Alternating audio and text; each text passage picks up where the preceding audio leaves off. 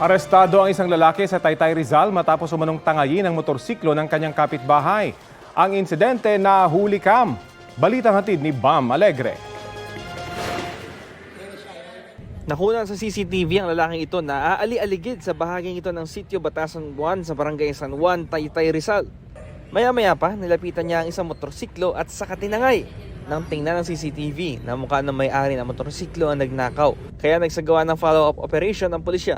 Immediately, ang ginawa niya ay tumawag sa sitio chairman ng kanilang barangay. Ang ginawa naman itong sitio chairman ay nag-review ng CCTV ng barangay. At doon nga nakilala nila yung suspect na halos kapitbahay lang din ng itong ating complainant. Matapos maaresto ang suspect, nakita ang motorsiklo na nakatago sa isang basurahan. Depensa ng suspect, hindi raw niya intensyong nakawin ang motor. Nagamit ko po yung motor na kinuha ko sa tapat ng bahay po namin. So, hiniram na siya? Hindi po, dahil yung susi niya, yung lock ng motor niya, sira. Bawal po dun i-parking kasi i-adjust ko po sana doon para hindi mahuli din ng barangay. Sa parehong barangay, 3 lalaki ang inimbitahan ng pulisya dahil naman sa pagsusugal ng Caray Cruz.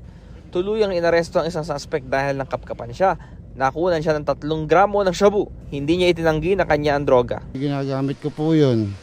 Naharap ang suspect sa paglabag sa Comprehensive Dangerous Drugs Act. Bam Alegre, nagbabalita para sa GMA Integrated News. Kapuso, alamin ang maiinit na balita. Bisitahin at mag-subscribe sa GMA Integrated News sa YouTube. Sa mga kapuso abroad, samahan nyo kami sa GMA Pinoy TV at sa www.gmanews.tv.